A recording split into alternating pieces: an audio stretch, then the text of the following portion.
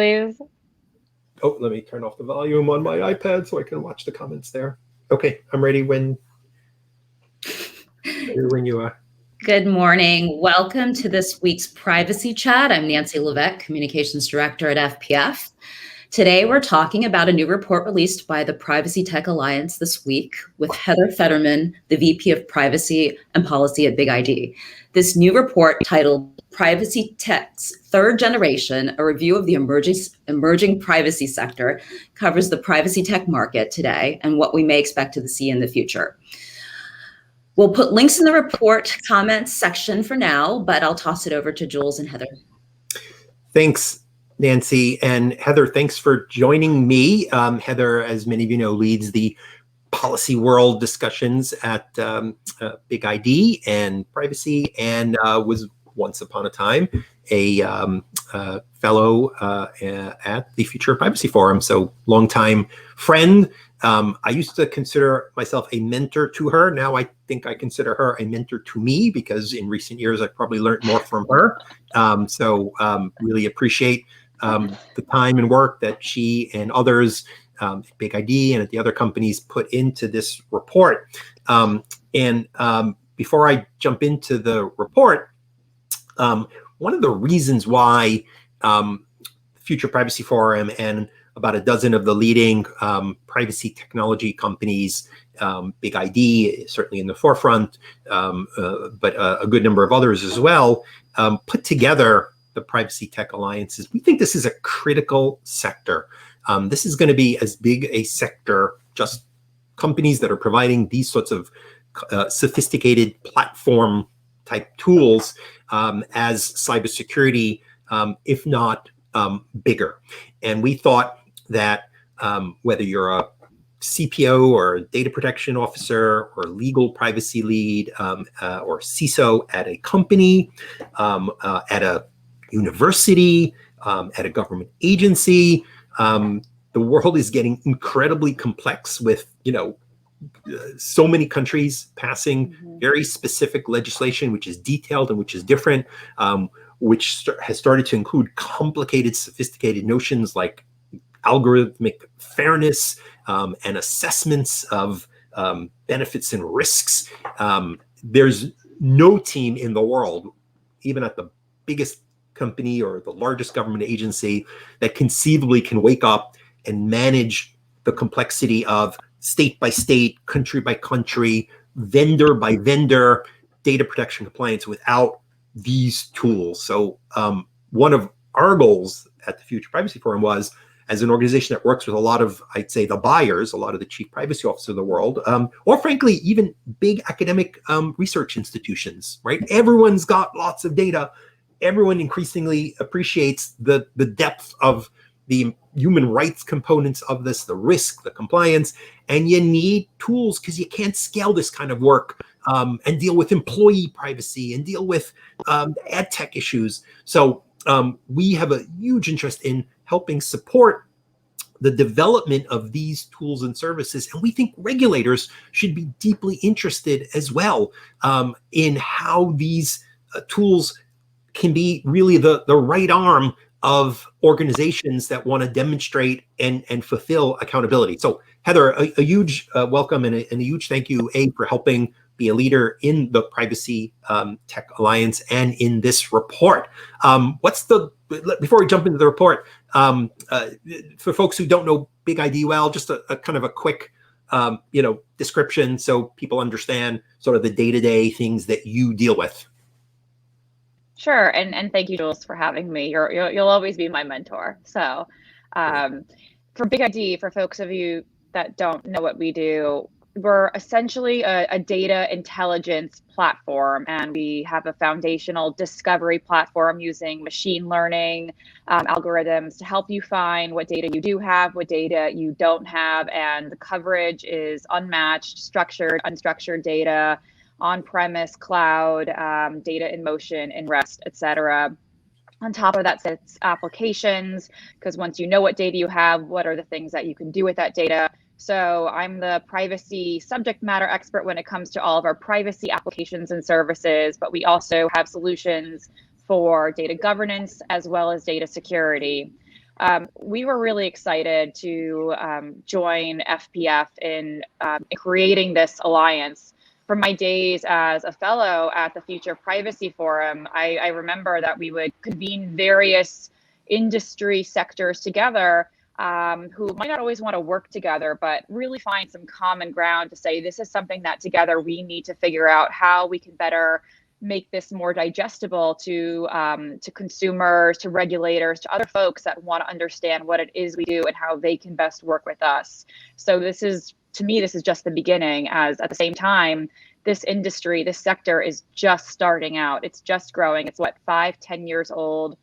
And as the regulations become more, as they increase, as data protection becomes more complicated, it's not tenable to do it manually. So whether it's a small or large organization, there has to be some form of a supporting technology vendor. What's been the effect of the pandemic? Obviously, there's been this digital acceleration that has been well described in the media as everybody went to remote education, remote purchasing, and all sorts of organizations who maybe weren't deeply invested in digital suddenly threw up their first website, suddenly, and then frankly, big organizations used it as an opportunity to even do more. Hopefully, that has also meant, and I think we heard this in many of the interviews, that many of those folks therefore also said, oh my God, I need to do this legally. I need to do this, properly. Has that been a trend as well, an acceleration in the compliance efforts and the tools that people need? For the most part, yes. Whether it's specifically related to the pandemic and having to move online or dealing with employee data collection and processing issues, the push to collect data has only increased, and especially around health data and location data. There was definitely a trend around that in 2020. Now that people are going back to work, that things, let's say, are hopefully starting to become more normalized, not just in the US, but across the globe. I think these issues are only going to continue to increase because, I mean, you look at the challenges around vaccine passports and who can go where and what's their status and how are we going to manage this data. So the vendors have to be involved in that. There has to be a way to manage those flows and how long we're retaining those flows and making sure that we're doing this properly, because different organizations have different rules, different states have different rules, and it's a bit of a mess, but that's where we come in, is to help with managing that mess. And in the US at the state level, we're actually going to be perhaps driving a lot of business, or at least making life more sophisticated, more complicated, as Colorado is about to have the governor, I guess, in a couple of days, unless there's some snafu, sign the new Colorado law. The new Virginia law goes into effect at in a year, I guess, something like that, 2023, I think. My head is melting down. We spent a lot of time trying to do these comparisons, and they're a little bit different. Not enough to break the businesses, but enough that you're gonna have to do work to properly respond. This is probably really front of mind for you. 100%. I mean, I actually think about it in terms of the our landscape here in the States for data breach notification. I mean, I think at this point we have 50 different state notification laws. So are we going to reach the point where we will have 50 different state privacy laws? So that does present a business opportunity for us, because we need to help our customers managing what they're going to do for a consumer data access report for someone in California versus someone in Virginia versus someone in Colorado. And then this is all subject to change if federal privacy legislation does become a thing. But then even there's a lot of details that need to be sorted out. I was debating a couple of data protection experts about when does having many multiple state laws sort of break the logjam of a federal law. And the proposal from some of the legal experts was, well, 3 or 5. But as a former congressional staffer, I will tell you, I have a different view.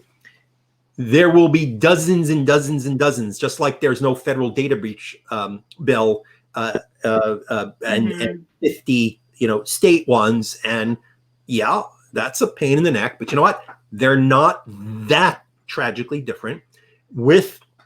Unfortunately, with time and expense and kind of lawyers and tools, people comply and do 50 different, notifications when there is a data breach, and it hasn't broken the logjam of the fact that there are some serious policy differences. So on the federal side, there could be 50 state laws. If they're all versions of CCPA / the Washington Privacy Act, which didn't pass, but yet was a big influence of Virginia and of Colorado, they're different enough that it's going to create costs. People are going to need tools that BigID and other platforms provide. And the stress that all of us privacy and data protection compliance people feel of like, oh my God, guess what? That doesn't force big businesses to say, okay, I will accept a private right of action if that's what the Democrats are standing on, and be subject to massive litigation. So if there are, so my prediction is, if there are some state laws that are radically different, and it really does bust open like, oh my God, how can I comply with both California and I don't know, New York, right? They're conflicting. Yeah. Or some of these start passing with a private right, at which point people are like, okay, we're going to have a private right. I guess I'd rather one at a federal level that comes with some degree of preemption. So as a result, we're going to have a runway of more of these laws. It's not going to force a federal bill, unless maybe the Biden administration gets involved and puts a little bit of muscle into it. But you know what? Right now, the president is over there in Europe, and I think we're all hoping that he solves some international data flows. So let me go to international data flows. The Schrems decision and the new SECs, also kind of a complicated system of modular multiple contracts. How are the companies providing tools sort of thinking about how they will support, the many organizations that are going to be tossing versions of SECs and the technical safeguards and, in this report, we argue that a platform approach is critical. And, I think that's a point we were discussing as well, that it's not just a matter of signing new SECs and flipping them back and forth to partners, is it?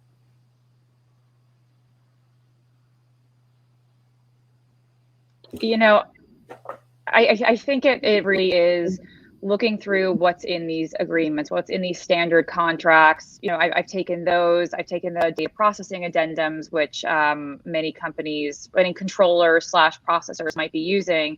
And we see, okay, we contractually say that we're going to do X, Y, Z. Now, how can we operationalize this? How can we make this practical? So we take this, we review with the product team, and we say, how can we make this actionable for customers, for our clients? And this is really where it comes into those brass tactics, because you need to be able to have accountability to prove that you're agreeing to say you're going to do something, and then you're actually doing it. And in some ways, the way I look at it is, it's somewhat similar to what you could say if we are in a US landscape with multiple different types of data privacy laws, in which I need to do something different for my residents in California versus New York, where I need to know who is considered a California resident, who is considered an EU resident, and where that data is located. Because once I understand that, I can tag it, I can label it, and I can know exactly what I'm allowed or not allowed to do with it. So it really goes back to understanding that data, and that's just one version of something that might be required. There's also going to be encryption requirements, anonymization requirements, being able to track data flows, and being able, one thing I had written about recently was also data lineage, is being able to understand the full life cycle of data. So you're starting with the original collection from XYZ resident, but then what are the potential alternative uses of that data? And something else that has come up recently is around, I think we were talking about it, was various uses with algorithms. So if we are going to be modifying the data in some capacity, I need to know that this person over here consented to this data under this regime. So being able to track all of that is going to become really, really essential. So that really supports, I mean, the report argued that, the companies are evolving into platforms or solution providers. And that's why, in isolation saying, I'm signing contracts. No, you're first starting with assessing where the data is and using, tools or systems to A, find it, and B, categorize it, and then actually have that available. And now you can start having a conversation about where do you need SECs or other structures in place. So I think, the way you described it really validates the notion that people in this field, whether you're an investor or a buyer, need to start thinking about, what is your platform?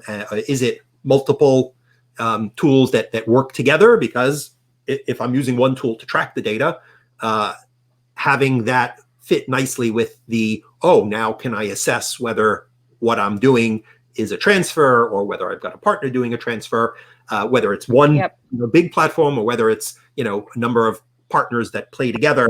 That was a key piece. One other area that the report identified as a problem or a challenge for the sector was common terminology. And I know we've heard this from, a lot of the DPOs and CPOs that buying these products, buying these systems is harder than it ought to be because they had to do so much due diligence to actually understand what each vendor was really providing. They wanted data mapping, or they wanted de-identification, or they wanted, a particular tool, and maybe a cookie manager and a CMP sounds like a cookie manager and a CMP, but some do a lot more and some do a lot less.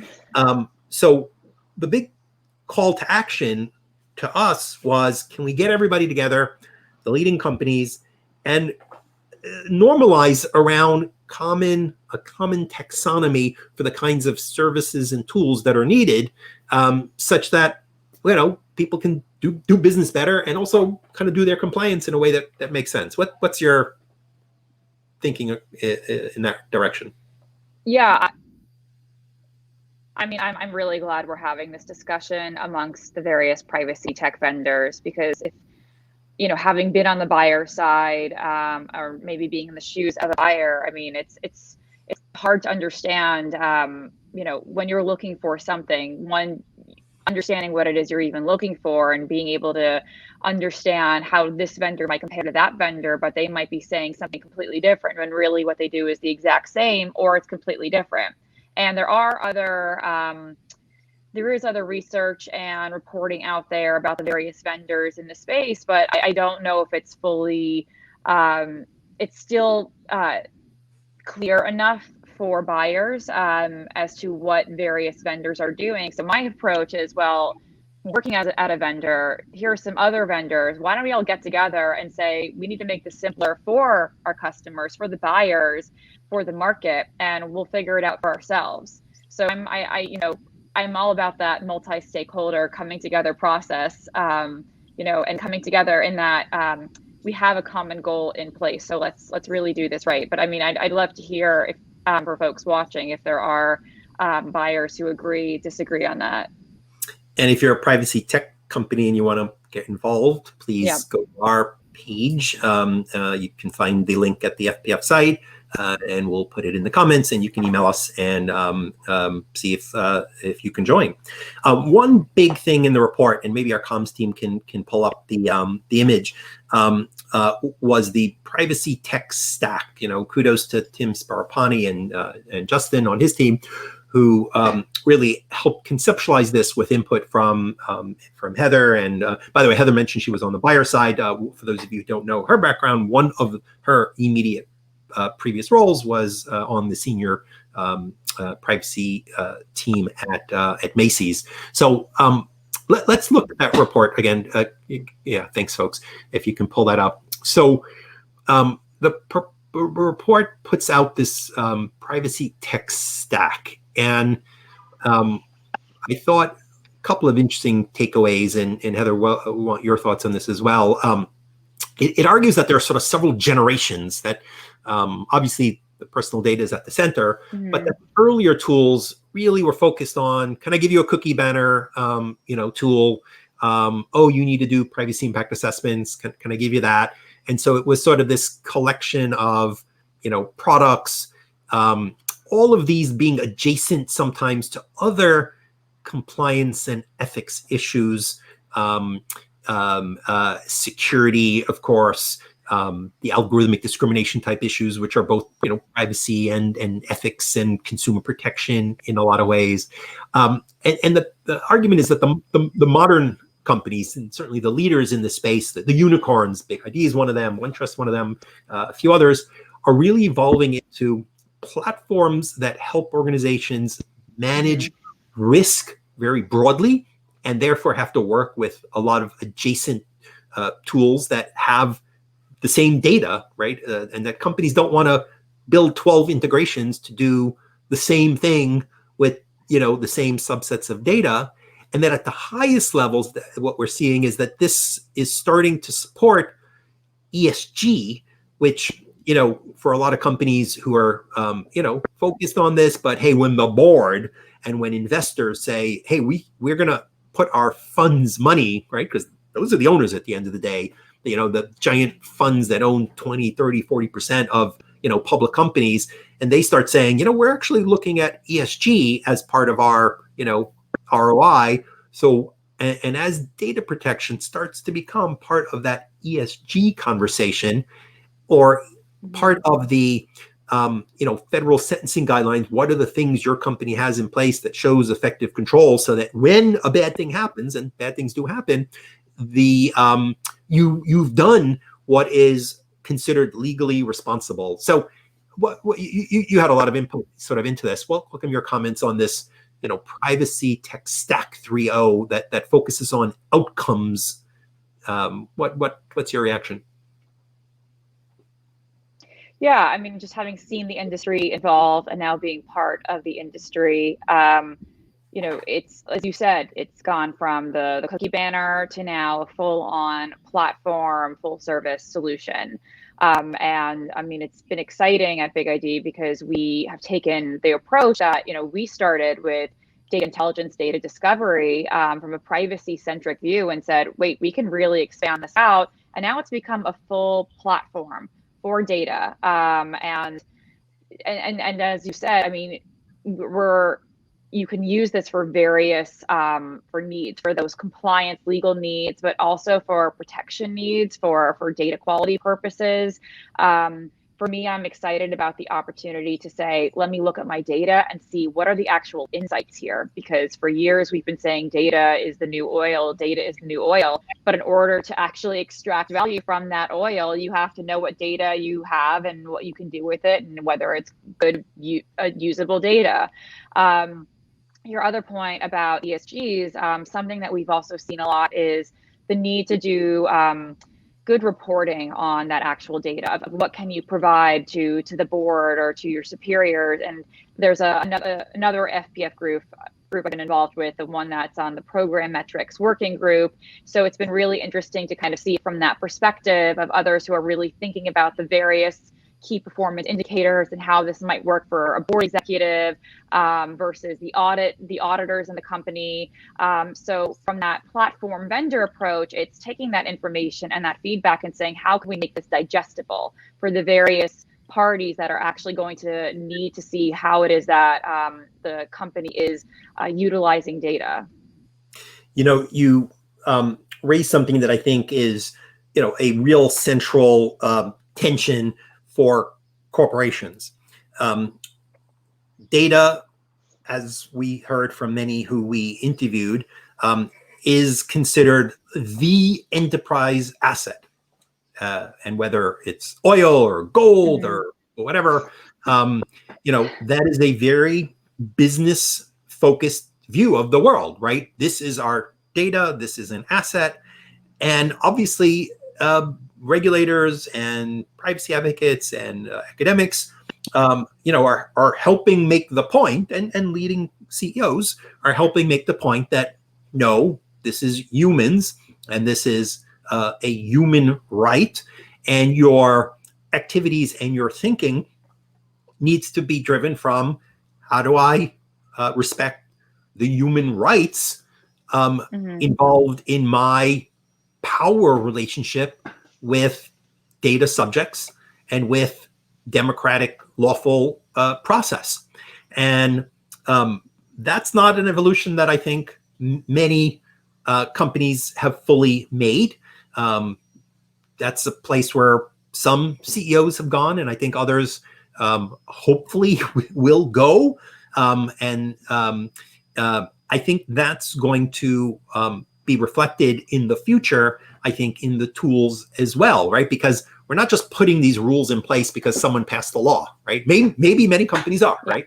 And look, there are a lot of companies, they don't understand this. It's complicated. I've been taking a wine training course because I grew up, wine was like this thing you had at your Friday night, religious service, and it was this syrupy, sweet thing. And as I've, matured, I've developed a little more of an appreciation, but I don't really know what I'm talking about. Like, oh, red, please, right? And as I learn about the different regions in France, and I have to understand that if it's a Bordeaux, it's typically going to be this kind of grape, but it won't say that on the bottle. That's what you're supposed to know, and that the expression is different depending on the village. Like, it's complicated, sophisticated stuff, and I don't expect some business that wasn't even online until COVID that flung up a site and all of a sudden is available in 100 countries, understands that because they've got an ad tailored to someone from Europe, that they're subject to a complexity. And that, by the way, I can't really tell them whether or not it's even a transfer from Europe because the GDPR and the EDPB haven't fully opined. So maybe they're transferring data. They're certainly subject to GDPR, but do they need some legal basis because they've served the European customer to do a transfer and know they can't use SECs, right? Your head will explode. So for some people, we got to give them a tool, and I can't give them a human right lecture. Let them learn that. That's my job, to help educate, them. Your job is to, give them a tool that is reflective. So that being said, companies do think about their data as an asset. And one of the things I think we saw in the report is that when they're buying increasingly at the more senior levels, before they write that very big check, they are saying, I have a problem, which is I need to use this data to serve my customers. I need the utility from this data. And this tool is a solution for me to lawfully and ethically be able to utilize data in the way my corporate direction is going. And that's very different than buying a compliance tool or like a legal tool, right? Increasingly, I think the report says that these are, risk-based platforms, risk management platforms that help organizations solve what they need, which is legitimate human rights respecting access to data. Last word. I mean, I'm just thinking about that wine, Jules. I'm excited to sit down with you at dinner and try it out. But to your other point, an excuse for me to host some wine tasting events and argue that it's really tied to our mission. So stay tuned. 100%. But to your point, vendors, we typically sit in the role of processor. So when it comes to the legal definitions, so it's ultimately up to the controllers, our customers, to say this is what we want to do with data. But because they have that appetite to want to be able to do the right thing with their data, manage that risk, we're there to help them and to help them grow as an organization with how they want to use the data that they have. You flagged one final point that I can't let go, because there's been some debate in privacy compliance circles about whether vendors should be mandating the legally compliant, setup, say for, a cookie banner. And there have been some real critics who've said, hey, you're causing people to screw up. Why does this even have, a legitimate interest basis when the law says that's not an acceptable, basis to choose? And I think it's to be appreciated that you are processors, you are tools. And if you start making the decisions, even if it's providing the right guidance, but if you start determining the means and the lawful basis and so forth of the processing, you step out of a very important box. So I think the critics have a point in that if the goal is to help guide people, right, the best legal and data protection input should be there so that it's easy for companies to make the right decision. But to say, thou shalt not offer other legal bases because that's not the right way to comply, feels perhaps like you start becoming, the controller of that data in a way that you ought not to be. In fact, there's a complaint against IAB Europe on the grounds that the whole, TCF and setup and so forth, because it comes with lots of rules. So, you kind of get dragged into. So final point, I thought maybe useful to understand that, exactly where the line between, you giving good advice in terms of building a product that helps me comply versus, determining for me, what I should be writing and saying. Yeah, I mean, that's why we've taken the approach of actively partnering with customers to say, how can we help you? What is it that we need to do for you to make this a solution that will work for you? Because ultimately, they're the ones that are on the hook. So we've got to keep that in mind constantly. Heather, I thank you. Thanks to the FPF comms team for coordinating.